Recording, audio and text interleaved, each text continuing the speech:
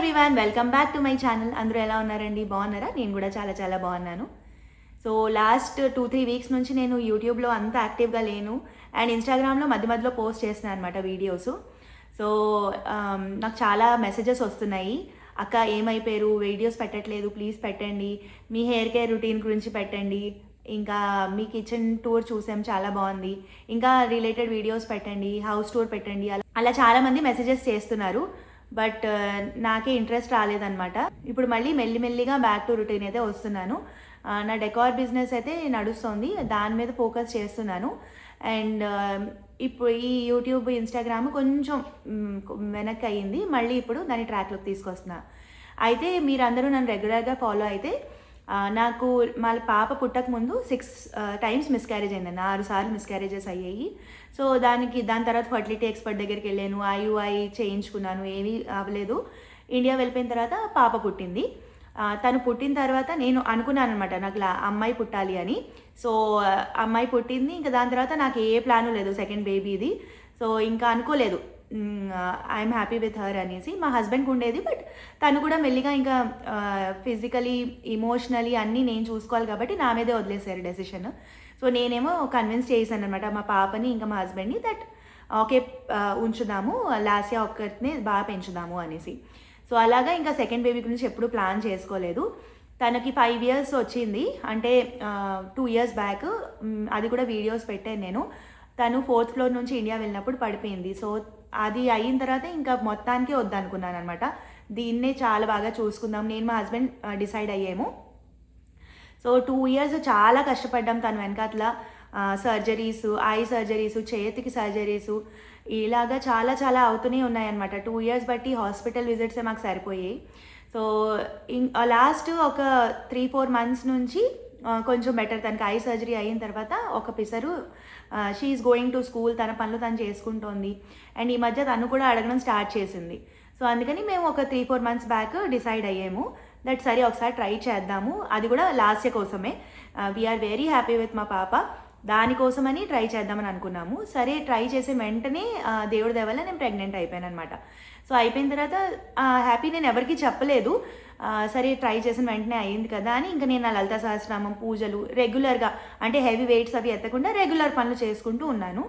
And pregnancy confirm అయిన వెంటనే నేను ఒక 1 week అలాగా గ్యాప్ తీసుకొని నేను ఇక్కడ హాస్పిటల్లో అపాయింట్మెంట్ తీసుకున్నాను, అల్ట్రాసౌండ్ అపాయింట్మెంట్. వాళ్ళేమో 10 weeksకి ఇచ్చారు. సరే కదా 10 weeksకి ఇచ్చారు అని నేను నా పనులు పూజలు అవన్నీ కానిచ్చేసాను. అండ్ దాని తర్వాత లాస్ట్ ఇయర్ బర్త్డే కూడా చేసుకున్నాము, చాలా బాగా సెలబ్రేట్ చేసాము. తన బర్త్డే నెక్స్ట్ డే నాకు అల్ట్రాసౌండ్ అపాయింట్మెంట్ ఉండేది 10 weeksది. చాలా పాజిటివ్ హోప్తోనే వెళ్ళాను. వెళ్ళిన తర్వాత ఇంకా వాళ్ళు అల్ట్రాసౌండ్ చేశారు. అల్ట్రాసౌండ్ పొట్ట మీద చేస్తారు కదా, సో దానిలోని సో మనకి 4 stages ఉంటాయి అన్నమాట. So first gestational sac form అవుతుంది, బిడ్డ అందులో ఉండడానికని శాక్ లాగా ఫామ్ అవుతుంది. దాని తర్వాత యోక్ శాక్ ఫామ్ అవుతుంది. యోక్ శాక్ ఏంటంటే బిడ్డకి న్యూట్రియంట్స్ అని దాని ద్వారా వెళ్తాయి, అది ఫామ్ అవుతుంది. తర్వాత ఫీటల్ పోల్ ఫామ్ అవుతుంది, అంటే బేబీ ఫామ్ అవుతుంది. నెక్స్ట్ వచ్చి హార్ట్ బీట్ వస్తుంది. సో అందులోనేమో వాళ్ళకి జెస్టేషనల్ శాక్ ఇంకా యోక్ శాక్ కనిపించింది అనమాట పొట్ట మీద అల్ట్రాసౌండ్ చేస్తే. సో వాళ్ళేమో తర్వాత టీబీఎస్ చేశారు, ట్రాన్స్వజైనల్ అల్ట్రాసౌండ్ అంటారు. సో అది చేశారు. దానిలోనేమో ఫీటల్ పోల్ కూడా కనిపించింది, అంటే బేబీ కూడా కనిపించింది, కానీ హార్ట్ బీట్ లేదు. అండ్ బేబీ మెజర్ వచ్చి 6 weeksే ఉంది. సో 10 weeks ఉండాల్సిన బేబీ 6 weeksే ఉంది. మహా అయితే 1 week డిఫరెన్స్ వస్తుందండి, 1 week to 2 weeks డిఫరెన్స్ వస్తుంది. తర్వాత అది కవర్ అవుతుంది. అంటే మనం ఒక్కొక్కసారి లాస్ట్ మంత్ పీరియడ్ అవన్నీ డేట్స్ మిస్కాల్కులేషన్ అది అవుతే కనుక, లేదా ఓవ్యులేషన్ లేట్ అయితే కనుక ఒక maximum 1 week to 2 weeks difference వస్తుంది. నాకు 4 weeks డిఫరెన్స్ వచ్చింది. సో నాకు అప్పుడే అర్థమైపోయింది దట్ ఇది ముందుకు వెళ్ళదు అని. బట్ డాక్టర్స్ వాళ్ళేమో ఒక 1.5 week తర్వాత మళ్ళీ అపాయింట్మెంట్ ఇచ్చారు, అల్ట్రాసౌండ్ అపాయింట్మెంట్. సో సరే కదా అని ఆ రోజైతే హాస్పిటల్లోనే నేను ఏడ్చేసాను బాగా. సో ఏడ్చేసిన తర్వాత అంటే లాస్ట్ కోసం చేద్దామని అనుకున్నాము, బట్ తనకి చెప్పలేదు. అంటే అల్ట్రాసౌండ్ అది వచ్చిన తర్వాత రిపోర్ట్ చెప్దామని అనుకున్నాము. ఎన్నో ప్లాన్స్ చేసుకున్నాము, అంతా స్మూత్గా అవుతుంది అనుకున్నాను. నాకైతే ప్రెగ్నెన్సీలో సిమ్టమ్స్ ఫస్ట్ టైం కూడా ఏమీ లేవు, అంటే లాస్ట్ టైంలో. అండ్ ఈ టైం కూడా బాగా నిద్ర వచ్చేది అండ్ ఆకలేసేది అనమాట. సో అవి అండ్ ఇంకేవి సిమ్టమ్స్ లేవు. సో సరే కదా అని రెస్ట్ తీసుకుంటున్నాను, నా పనులు చేసుకుంటూ ఉన్నాను. దాని తర్వాత ఇంటికి వచ్చేసిన తర్వాత కూడా ఇంకా రెగ్యులర్గానే ఉన్నాను. But back of the mind నాకు తెలుసు ఈ ప్రెగ్నెన్సీ ముందుకు వెళ్దాం అని. సరేలే ఒకసారి ట్రై చేద్దాము, డాక్టర్స్ చెప్తున్నారు ఏం మిరాకల్ జరుగుతుందో అని వెయిట్ చేస్తూ ఉన్నాను. అప్పుడు ఏమైంది, ఒక 11 వీక్స్కి దగ్గరలో ఉన్నానన్నమాట. నాకు బ్లీడింగ్ స్టార్ట్ అయిపోయింది. ఇంకా స్టార్ట్ అయిపోతే నాకు అర్థమైపోయింది, ఎందుకంటే ఇంతకు ముందు జరిగిన మిస్క్యారేజెస్ అన్నీ కూడా నాది ఇదే హిస్టరీ అనమాట. డాక్టర్ దగ్గరికి వెళ్ళడం, అంటే కొన్నిసార్లు ఏంటంటే బేబీ వచ్చి హార్ట్ బీట్ వచ్చి మళ్ళీ నెక్స్ట్ అల్ట్రాసౌండ్కి రాకపోవడం. సో అలా చాలా జరిగాయి. సో ఈసారి కూడా నాకు అదే అనిపించింది.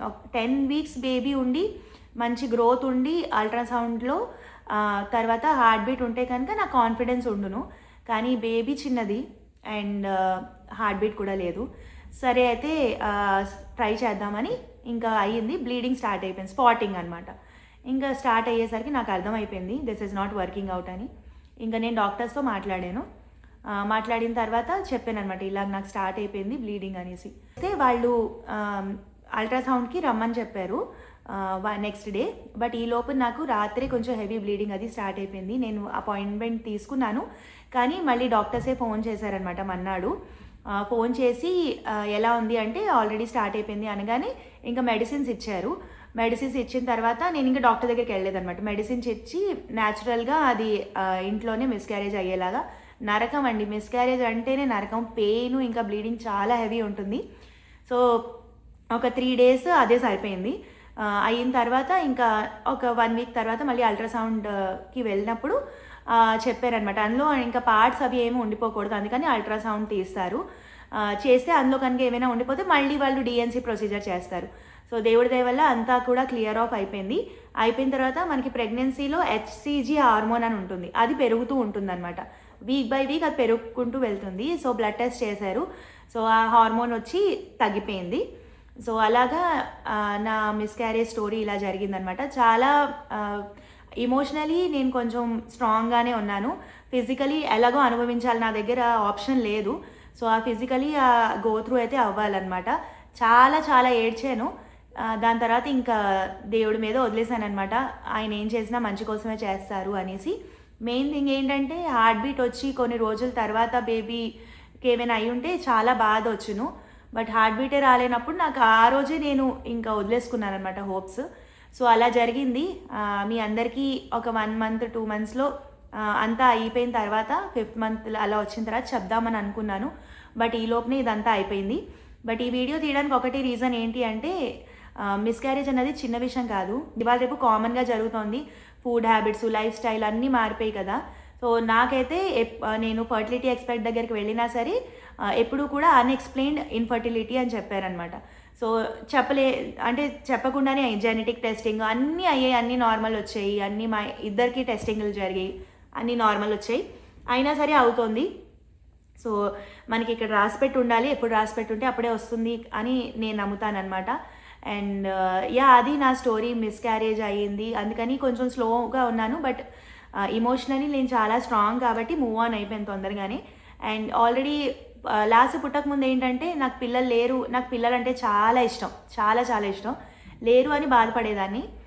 ఇప్పుడు అది పుట్టిన తర్వాత ఇప్పుడే కదా ట్రై చేయడం, ఇప్పుడు అయిన తర్వాత సరే నాకు పాప ఉంది కదా దాన్ని బాగా చూసుకుందాము అని మెంటల్గా ఫిక్స్ అయిపోయి చాలా స్ట్రాంగ్గా ఉన్నాను. సో ఇప్పుడైతే ఫిజికలీ కూడా 2 weeks తర్వాత అపాయింట్మెంట్కి వెళ్తే ఆల్ గుడ్ అని చెప్పారు. సో మెల్లిమెల్లిగా వాకింగ్ అవన్నీ స్టార్ట్ చేశానమాట. అండ్ నేను ఏం ఫుడ్ తీసుకున్నాను అండ్ మిస్క్యారేజ్ తర్వాత నేను రికవర్ ఎలా అయ్యాను అవన్నీ మీకు తెలుసుకోవాలని అంటే నాకు మెసేజ్ చేయండి, ఇంకొక వీడియో చేసి పెడతాను నేను. సో అది అండి నా మిస్క్యారేజ్ స్టోరీ. అందుకని నేను వీడియోస్ అవి పెట్టలేకపోయాను. దాంతో పాటుగా మా హస్బెండ్కి కూడా కొంచెం హెల్త్ డిస్టర్బ్ అయ్యింది అండ్ మా పాప కూడా స్కూల్లో పడిపోయింది. ముగ్గురికి ఒకేసారి అనమాట. నాకు అసలు బ్యాక్ టు బ్యాక్ నేను ఏం చేయాలో అన్నది నాకు అర్థం అవ్వలేదు. ఒక 10 days మట్టుకి నరకం చూశాను. బట్ ఫైనలీ మళ్ళీ బ్యాక్ టు రొటీన్ వస్తున్నాను దేవుడి దయ వల్ల. సో మళ్ళీ మీకు మంచి మంచి వీడియోస్ అవన్నీ కూడా తీసుకొస్తాను. సో అది అండి నా మిస్క్యారేజ్ స్టోరీ. ఇంకొక నెక్స్ట్ వీడియోలో కలుస్తాను. అంతవరకు బాయ్.